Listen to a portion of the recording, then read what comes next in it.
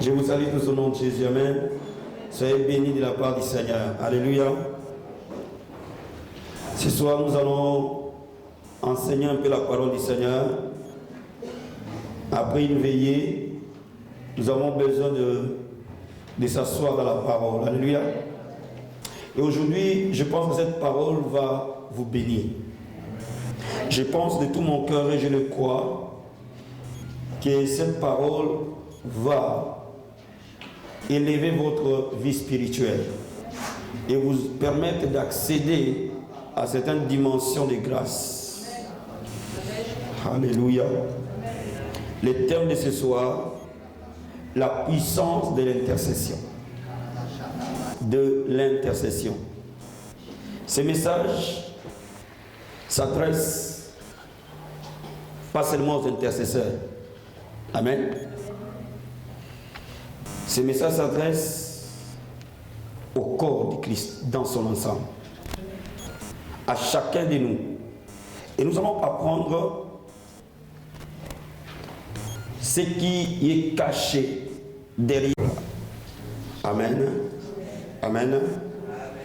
Je disais, ce message s'adresse au corps du Christ. Amen. Et ma prière est que Dieu me prête vraiment sa voix, mais aussi ses paroles pour que vous soyez touchés par ces messages. Amen. Le texte de base, c'est dans Ézéchiel chapitre 22, versets 23 à 31. Ézéchiel 22, versets 23 à 31. Et Matthieu chapitre 7, versets 7 à 8. Ézéchiel 22, versets 23 à 31.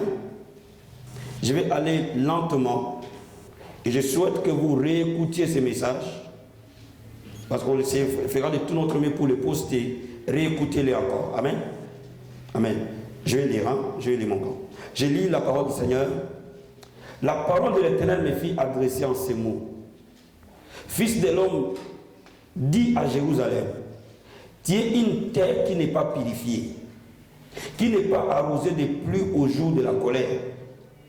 Ces prophètes conspirent dans son sang, comme des lions rougissants qui déchirent leurs proies. Ils dévorent les âmes. Ils s'emparent des richesses et des choses précieuses. Ils multiplient le veuve au milieu d'elles. Ces sacrificateurs violent ma loi et profanent mes sanctuaires. Ils ne distinguent pas ce qui est saint et ce qui est profane. Ils ne font pas connaître la différence entre ce qui est impur et ce qui est pur. Ils détournent les yeux de mes sabbats. Je suis profané au milieu d'eux. Ces chefs sont dans son sein comme des loups qui déchirent leurs proies. Ils répandent les sangs, perdent les âmes pour assouvir leur cupidité. Ces prophètes ont pour eux des enduits de plâtre, des vaines visions, des oracles menteurs. Ils disent, ainsi parle le Seigneur éternel. Et l'Éternel ne leur a point parlé. Mais la partie qui m'intéresse, non, pas encore ça, le peuple du pays se livre à la violence comme des rapines, opprime les malheureux et les indigents, foule l'étranger contre toute justice.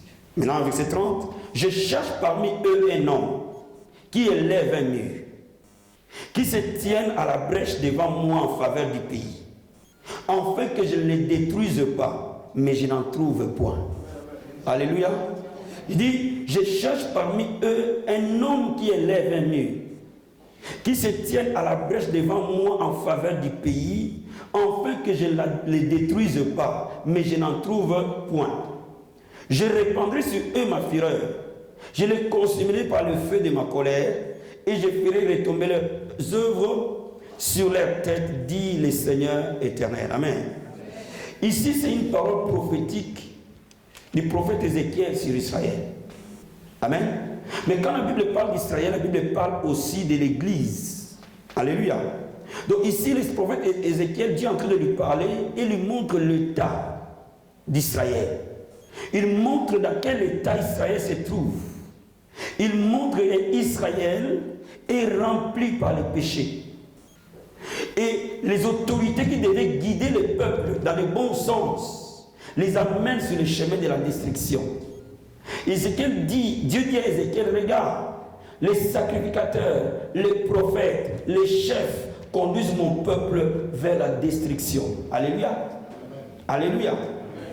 Bien aimé, quand nous voyons autour de nous le mal s'amplifier, quand nous voyons autour de nous le mal dominer, quand nous voyons autour de nous ce qui était bien commence à devenir mal, ce qui est mal commence à devenir bien, quand nous voyons autour de nous les péchés devenir de plus en plus monnaie courante, quand nous voyons autour de nous les mal quitter le monde et aller dans les lieux saints, à cet endroit-là, Dieu veut envoyer un réveil.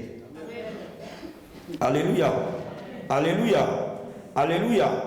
Bien aimé, quand nous commençons à constater que les gens deviennent de plus en plus mal, les gens vivent dans la destruction, cela veut dire qu'à cet endroit-là, Dieu veut faire une œuvre. Pourquoi? Parce que le Dieu que nous servons est un Dieu d'amour et de miséricorde. Il ne peut pas voir ses enfants pleurer et gémir sous les jougs de l'ennemi. Quand vous commencez à voir les gens de plus en plus liés, quand vous commencez à voir les gens de plus en plus opprimés par la maladie, par la pauvreté, par les péchés, par la destruction, sachez bien qu'à cet endroit-là, le cœur de Dieu est en train de gémir. Alléluia. Alléluia. Parce que Dieu est un Dieu d'amour. Il ne peut pas voir ses enfants pleurer, gémir, agoniser. Et lorsque vous commencez à voir dans une famille la souffrance devenir au plus haut niveau, quand vous commencez à voir dans un lieu tout se bloquer, tout se détruire, chaque souffrance précède un réveil. Toute agonie précède un changement. Alléluia. Alléluia. Et je vais redescendre plus bas. Quand vous commencez à voir dans votre vie les portes se fermer les unes après les autres et l'environnement devenir hermétiquement fermé, quand vous voyez dans votre vie les choses devenir plus difficiles qu'avant, quand vous voyez dans votre vie la souffrance, l'oppression devenir plus élevée qu'avant, sachez-le bien que votre délivrance n'est pas loin. Alléluia. Alléluia. Alléluia. Et je vais vous expliquer pourquoi et comment. Toutes les fois qu'un enfant de Dieu pleure, Dieu s'élève. Et inévitablement, Dieu tourne son regard vers là où le pleurs vient. Alléluia. Alléluia. Je vais vous faire une parenthèse. Hier, pendant qu'on discutait avec ma famille m'a posé une question. Et je l'ai partagé avec vous parce que j'ai trouvé cette question-là intéressante. Et elle m'a posé la question en disant, mais papa, comment tu peux m'expliquer? Tu commences à lire les pensées des gens. Parce qu'à des reprises dans la vie, tu es venu prier pour moi. Ce que tu disais était exactement ce que j'ai pensé à ce moment-là. C'est tombé pile et net. C'est-à-dire que quand tu prononçais un mot, c'était exactement ce à quoi je pensais. Mais comment tu peux m'expliquer? Tu commences à lire dans les pensées des gens. J'ai dit, ma fille, c'est pas moi, c'est Jésus. Amen. Alléluia. Alléluia. Il dit, à ce moment-là, ce n'est pas ton papa. À ce moment-là, ce n'est pas moi du tout. C'est vrai, les gens me voient. Mais à ce moment-là, c'est Jésus qui m'habite. Quelqu'un qui dit Amen. Donc je ne peux pas t'expliquer qu'est-ce que, à ce moment-là, j'entends des voix que je n'entends pas d'habitude. Donc ce n'est plus moi qui est en face de toi, c'est Jésus qui est en face de toi. Mais qu'est-ce qui m'a touché? Toutes les fois qu'un cœur gémit, Dieu regarde. Amen. Tu peux dire Amen. Amen. Tu peux dire Amen. Toutes les fois qu'un cœur agonise, dans les bons, tout comme au moment de preuve, lorsque le cœur crie à Dieu, à ce moment-là, Dieu tourne son regard. Et il regarde et dit, quelqu'un crie là. Mais je vais te dire une chose. Dieu n'est pas insensible à tes pleurs. Dieu n'est pas insensible aux pleurs de son peuple. Dieu n'est pas insensible aux pleurs des païens. Dieu n'est pas insensible à la souffrance de l'homme. Toutes les fois que l'homme souffre, Dieu tourne son regard et s'adresse vers cet homme-là d'une manière particulière. Mais n'oubliez pas, Dieu est à la fois un Dieu d'amour, mais il est aussi un Dieu de justice. Vous allez comprendre pourquoi une intercession est important. Dieu à la fois est un Dieu d'amour. Dieu est aussi un Dieu de justice. En tant que Dieu de justice, il ne peut pas cohabiter avec le mal. En tant que Dieu de justice, il ne peut pas s'approcher du mal, sinon il s'est réuni en lui-même. Alléluia. Et regardez ici, tant que les justes n'étaient pas encore venus, quelque chose ne pouvait pas se passer. Ici, Dieu regarde son peuple qui souffre, qui est perdu. Et Dieu a vraiment envie de libérer ce peuple. Mais il ne peut pas le faire. Il faut qu'il y ait un homme qui se tienne devant la brèche pour s'interposer entre lui et ce peuple. Quelqu'un peut dire Amen. Quelqu'un peut dire Amen. Vous allez comprendre pourquoi. Ici, Dieu dit, je cherche un homme qui va se tenir devant la brèche, afin que je ne détruise pas ce peuple. Alléluia. Mais comme je n'en trouve point, je vais les détruire. Alléluia. Bien, mais n'oublie pas, Dieu t'aime. Mais Dieu est aussi un Dieu de justice. Cela veut dire qu'il n'est pas plus juste qu'il est amour. Il est amour et juste à la fois. C'est-à-dire que dans son amour, il voyait son peuple souffrir. Mais dans sa justice, il ne pouvait rien faire. Alléluia. Il fallait qu'il y ait un intervenant, un négociateur, qu'on appelle un intercesseur. Alléluia. Alléluia. Alléluia. Est-ce que vous me saisissez? Est-ce que vous me saisissez? Suivez-moi très bien. Et si l'église de Dieu saisit ce message, cette église deviendra puissante. Cette église va amener le réveil dans ce pays. Vous savez, quand on veut le réveil, ce n'est pas totalement le moment de dire que vous allez avoir des maisons et des voitures. Il y a des mystères dans le royaume de Dieu. Ils produisent autant de voitures et d'avions et de bateaux que vous dire que vous allez avoir des voitures. Amen. Je vais vous expliquer quelque chose. Ici, le prophète Ézéchiel a vu Christ, qui est lui l'intercesseur. Parce que dans les cieux, Jésus ne prie pas. Il est notre avocat auprès du Père. Cela veut dire que le ministère de Jésus dans les cieux est un ministère d'intercession. Et je vais en demandant parler aux intercesseurs qu'on appelle les intercesseurs. Ils ne sont pas des intercesseurs. Il n'y a qu'un seul intercesseur qui s'appelle Jésus. Et c'est celui-là que le prophète Ézéchiel a vu. C'est celui qui se tient devant la brèche, qui doit négocier à la place de l'homme auprès de Dieu. Quelqu'un peut dire Amen. Quelqu'un peut dire Amen. N'oubliez pas, ici, Jésus n'est pas encore arrivé. Donc, l'intercesseur n'est pas encore là. Intercéder veut dire s'interposer. Intercéder veut dire se mettre entre. Plaider pour. Intercéder veut dire plaider pour. S'interposer. Mais quand on parle d'intercéder, les gens pensent directement à la prière. Mais intercéder ne veut pas dire prier. Intercéder veut dire plaider la cause d'eux auprès des nôtres. Alléluia. Alléluia. Plaider la cause d'eux auprès des nôtres. Voilà pourquoi un avocat est un intercesseur auprès des juges. Le rôle qu'ont pris un avocat, c'est qu'il trouve auprès du coupable les circonstances atténuantes pour que les juges soient plus cléments envers lui. Et comme le coupable ne peut pas s'exprimer lui-même, il trouve un intercesseur qu'on appelle un avocat pour parler à sa place auprès du juge, pour lui dire, sois moins sévère envers lui, parce qu'il y avait ça, ça, ça et ça. Et si cet intercesseur-là est fort, les juges qui avaient prévu de 10 ans, il peut acquitter cet homme-là. Quelqu'un peut dire Amen. Quelqu'un peut dire Amen. Et c'est ce que Jésus fait auprès du Père. Il dit quand Hervé s'approche devant lui dans la prière, et la Bible dit, c'est pour ça qu'on demande au Père au nom de Christ. Il dit tout ce que vous demanderez en mon nom, on demande au Père au nom de Jésus. Mais qu'est-ce qui se passe? Laisse-moi vous expliquer. Quand je suis en train de prier, Seigneur, envoie les réveils dans la vie abondante. Regarde ton peuple, envoie les réveils. Envoie les réveils, envoie les réveils. Mais celui qui est en train de crier, envoie les réveils, est un homme impur. Mais Jésus se tient comme mon avocat auprès du Père. Il dit, Père, j'ai été à la croix pour Hervé. J'ai payé totalement la dette. Et j'ai dit aujourd'hui, écoute Hervé, pas à cause de ses œuvres, écoute-le à cause de moi. Ce que j'ai fait à la croix pour lui, tu dois l'écouter. Et le Père regarde son fils en train de décéder pour moi. Il dit, Hervé, viens. Quelqu'un peut dire Amen. Quelqu'un peut dire Amen. Quelqu'un peut dire Amen. Intercéder veut dire se poser entre deux parties opposées. Et ce ministère-là est un ministère de Christ. C'est lui qui est venu s'interposer entre un homme pécheur et un Dieu juste. C'est lui qui est venu s'interposer entre un Dieu juste mais rempli d'amour.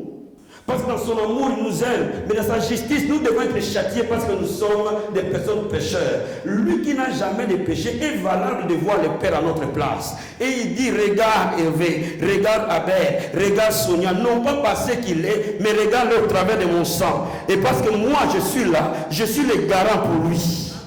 Et le Père, quand il prie comme ça, le Père adhère à ta prière.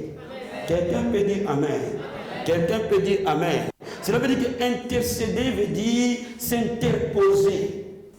Et il y a quelqu'un qui s'interpose entre moi et Dieu, s'appelle Jésus-Christ de Nazareth. C'est lui l'intercesseur. C'est lui le véritable intercesseur. Quelqu'un peut dire Amen. Quelqu'un peut dire Amen. Jésus-Christ est notre intercesseur. Il est notre avocat auprès du Père. Et voilà pourquoi toute prière prononcée au nom de Jésus garantit l'exaucement. Tu peux dire Amen. Tu peux dire Amen. Tu peux dire Amen. Bien aimé, je vais te dire une chose. La Bible dit de nous approcher avec assurance du trône de grâce, afin d'être secourus dans nos besoins. Non, pas pourquoi? Parce que Jésus-Christ est mort à notre place. Et c'est pour cela que le voile qui nous séparait du Père a été déchiré. Parce que sur ce voile-là, il y a Jésus là-dedans. Et c'est lui qui fait le pont entre l'homme et Dieu. Alléluia.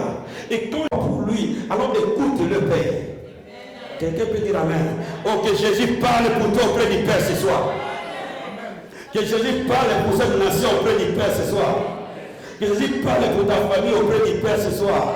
Que Jésus parle pour ta situation auprès du Père ce soir. Lui, il est juste et il sera écouté. Quelqu'un peut dire Amen.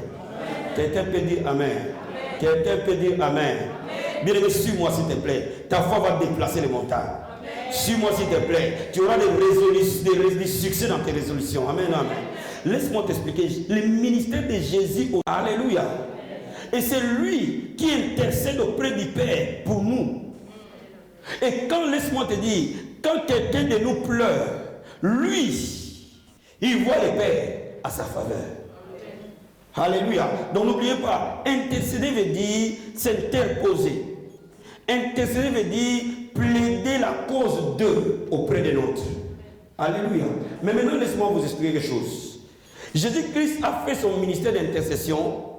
Il est assis à la droite du Père. Comme le Père a cherché un intercesseur, il l'a trouvé en Jésus. Jésus a cherché un intercesseur qui va être toi et moi. Quelqu'un peut dire Amen. Quelqu'un peut dire Amen. Quelqu'un peut dire Amen. Comme le Père a cherché l'intercesseur, il l'a trouvé en Jésus. Mon ami, nous aussi, nous avons un rôle. Voilà pourquoi Jésus-Christ nous dit ceci dans Matthieu, chapitre 7. Versets 7 à 8. C'est un passage connu, mais nous allons essayer de l'écrire un tout petit peu, de comprendre ce que le Seigneur voulait dire. La Bible nous dit ceci. Demandez et l'on vous donnera. Cherchez et vous trouverez. Frappez et l'on vous ouvrira. Amen. Amen. Car quiconque demande reçoit. Celui qui cherche trouve. Et l'on la prière de requête, la prière de consécration et la prière d'intercession. Amen. Demander, c'est présenter les requêtes à Dieu. Amen. Chercher, c'est consacrer à Dieu. Mais frapper, c'est intercéder. Alléluia. Alléluia.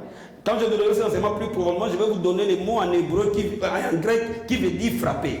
Alléluia. Frapper, c'est intercéder. La Bible dit, celui qui frappe, on ouvre.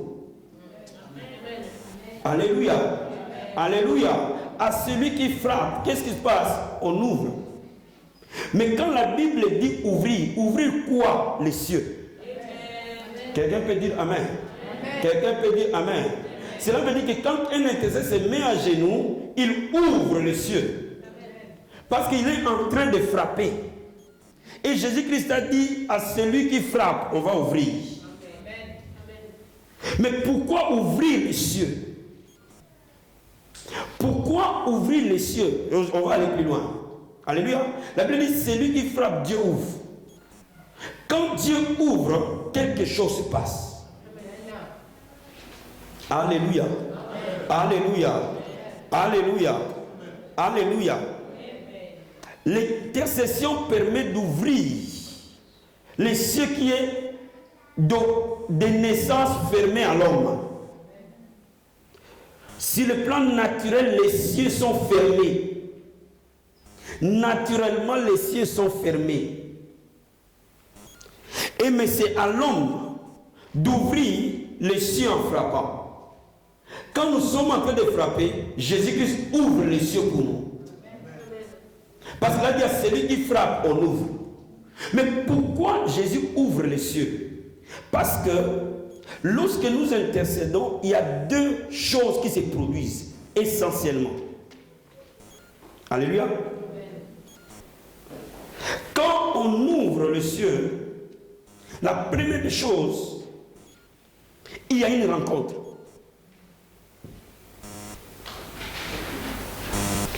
La deuxième chose, quand les cieux s'ouvrent, il y a quelque chose qui tombe. Je vais vous expliquer ça. Pour bien comprendre la notion d'ouvrir les cieux, cette notion, l'apôtre Jacques l'a dit, que Élie était un homme de la même nature que nous. Il a prié avec instance jusqu'à ce que la pluie est tombée. Cela veut dire que quand Élie était en train de prier, qu'est-ce qui s'est passé? Les cieux s'est ouvert et les promesses de Dieu se sont accomplies. Amen. Alléluia. Alléluia. Alléluia. Mais laisse-moi t'expliquer. Pourquoi dans la Bible, tous les prophètes vivaient dans les montagnes? Parce que les prophètes étaient à la base des intercesseurs. Les prophètes devaient se trouver au milieu entre Dieu et les hommes. Et comme les hommes étaient sur la plaine et ils étaient sur la montagne, Dieu était plus haut, ils étaient exactement entre Dieu et les hommes. Alléluia. Alléluia. Et c'est pour cela que Élie, quand il a prophétisé qu'il y aura la pluie, il ne s'est pas arrêté à prophétiser. Il est allé au mont Carmel, s'interposer entre Akab et Dieu. Et dit, j'ai dit à Akab que la pluie va tomber. Fais tomber maintenant la pluie. Quelqu'un peut dire Amen. Quelqu'un peut dire Amen. Quelqu'un peut dire Amen. Si Élie ne s'est pas trouvé à la montagne, la prophétie n'allait pas s'accomplir. Les intercesseurs rendent les promesses réalité. Les intercesseurs permettent à ce que tout ce que Dieu promet puisse s'accomplir. Un intercesseur sur terre va dire, Seigneur, tu as dit par tes maîtrisses, nous avons été guéris. Regarde la jambe de mon frère interne. Regarde le dos de ma soeur interne. Regarde le corps de mon frère interne. Touche ce corps parce que tu as dit par tes maîtrisses, tout a été guéri. Et Jésus-Christ dit au Père, j'ai un représentant sur terre. Il est en train de demander une nouvelle jambe. Père, j'ai accompli cela à la croix. La dette a été totalement payée. Change-lui la jambe. Quelqu'un peut dire Amen. Quelqu'un peut dire Amen. Ainsi, laisse-moi vous expliquer, laisse-moi vous ouvrir un peu comment ça se passe, les processus spirituels. Amen. Suivez-moi s'il vous plaît. Quand un intercesseur se lève pour prier, les écluses des cieux s'ouvrent et la pluie tombe. Et cette pluie est l'accomplissement des promesses. Cette pluie fait de toi que tu sois ce que Dieu a prévu. Mais il faut qu'il y ait un homme qui se met devant la brèche et qui dit au Seigneur, Seigneur, tu as dit ceci dans ta parole. Seigneur, tu as dit cela dans ta parole. Regarde à la croix, tu as fait ceci. Regarde à la croix, tu as fait cela. Et qu'est-ce qui se passe? Jésus-Christ intercède au travers des intercessions de ces hommes pour que Dieu intervienne. Et qu'est-ce qui se passe? À ce moment-là, Dieu se tourne vers Gabriel. Il se tourne vers Michael. Il dit, Michael, tu as entendu ce que mon fils a dit? Descends et résolve-moi ce problème. À ce moment-là, quelque chose change. Il n'y a rien qui se produira sur la terre sans qu'il y ait de l'intercession.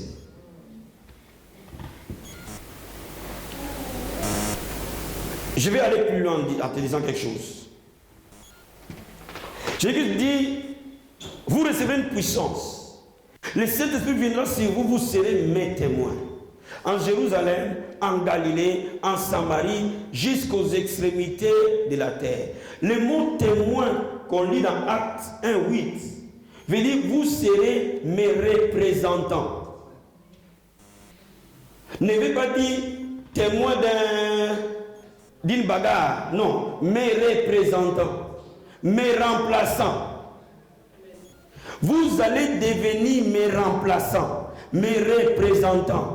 Alléluia. Mais le mot qui importe encore mieux, mes remplaçants. Cela veut dire quoi? Parce que le mot témoin, la Bible dit, vous rendez témoignage, les Saint-Esprit rendent témoignage. Les Saint-Esprit est les remplaçants du Christ sur terre. Vous êtes les remplaçants du Christ sur terre. Ça dit quoi? Ce que Jésus devait faire lui-même, vous devez le faire pour que dans le ciel, lui le fasse.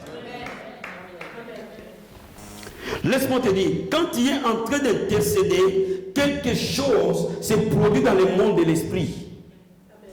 Et quand il est en train d'intercéder, à ce moment-là, les bénédictions deviennent accessibles. Ça, on connaît. Mais je vais t'amener plus loin que ce que tu connais. Alléluia. Je veux te dire une chose. Quand on est en train d'intercéder, et je veux que tu les retiennes, tu provoques une rencontre. L'intercession est une rencontre entre le ciel et la terre. Quand tu es en train d'intercéder, tu provoques une rencontre.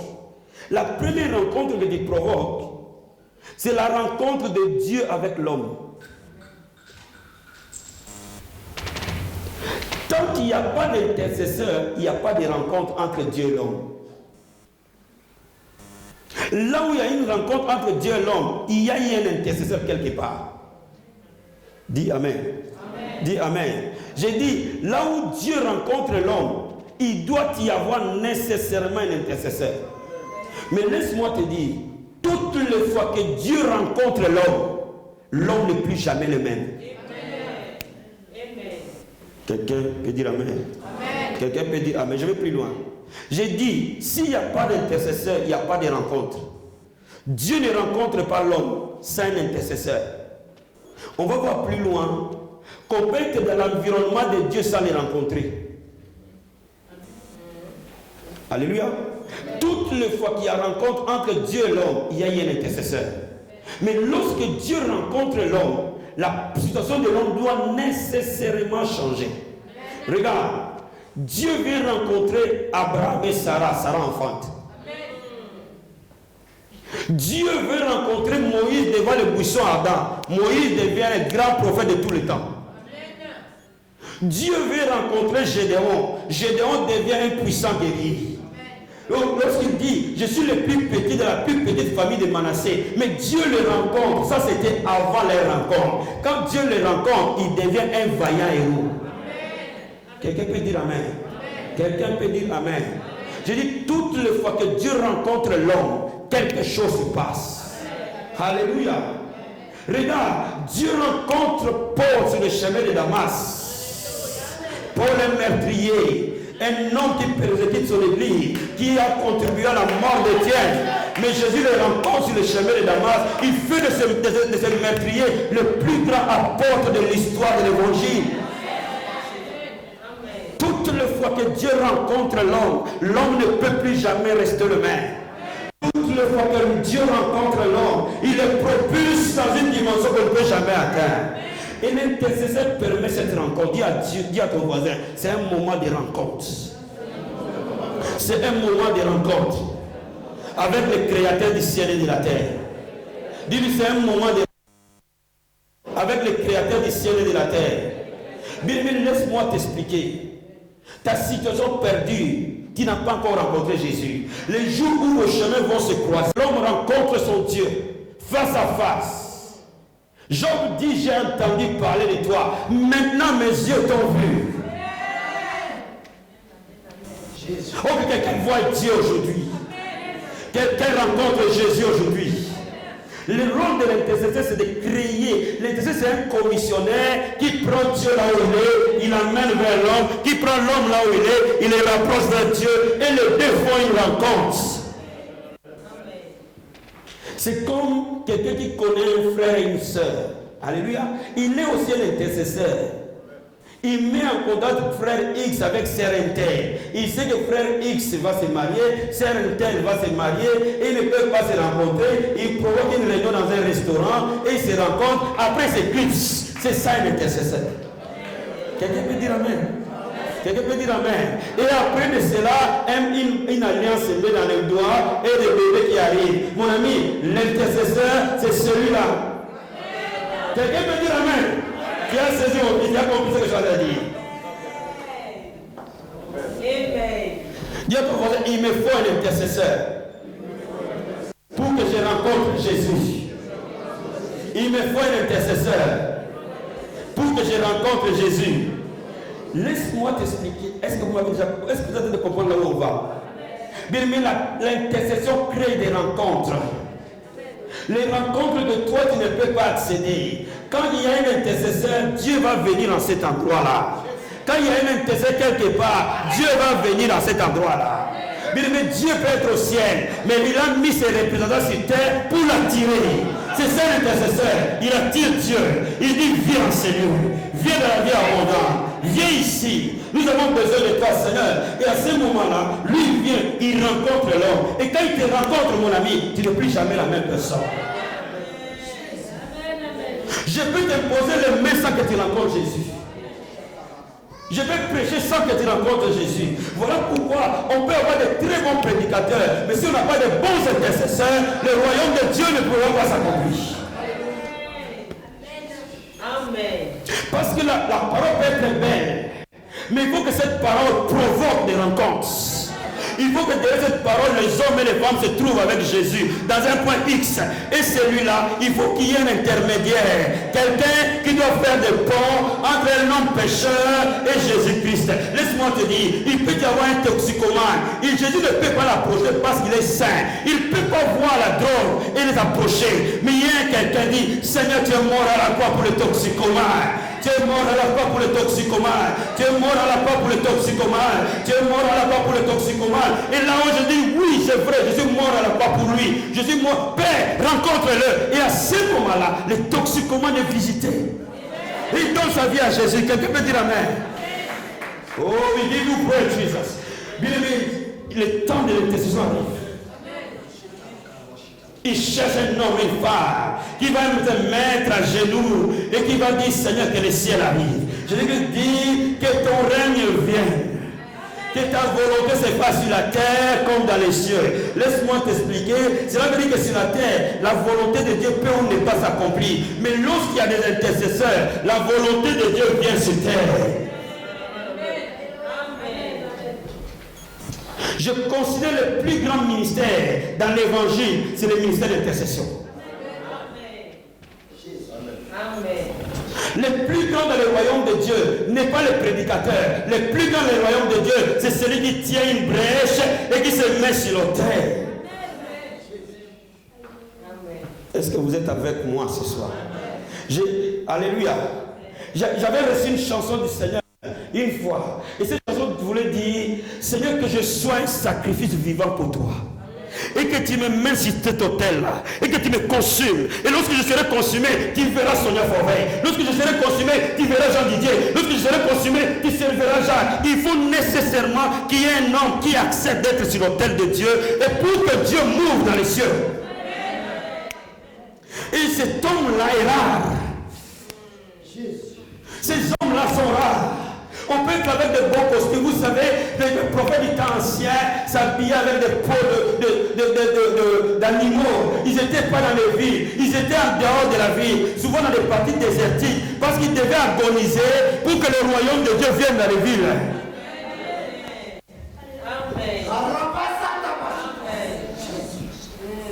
Je peux être un très beau prédicateur, mais ce que je fais n'est rien à comparer avec les gens qui agonisent, le thorax par terre, les genoux à terre, avec dit Seigneur, le temps est arrivé, le temps est arrivé de voir ta gloire, le temps est arrivé pour que cette nation se tourne vers toi. Ces hommes-là, ces femmes, Dieu les cherche.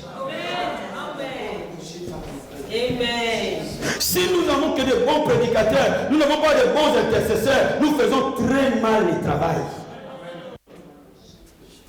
Si nous avons de bons chantres, nous n'avons pas de bons intercesseurs, nous faisons très mal le travail. Dieu cherche d'abord un homme. Dieu cherche d'abord une femme. Pour créer des rencontres. Je suis en train de vous dire aujourd'hui, il y aura des rencontres.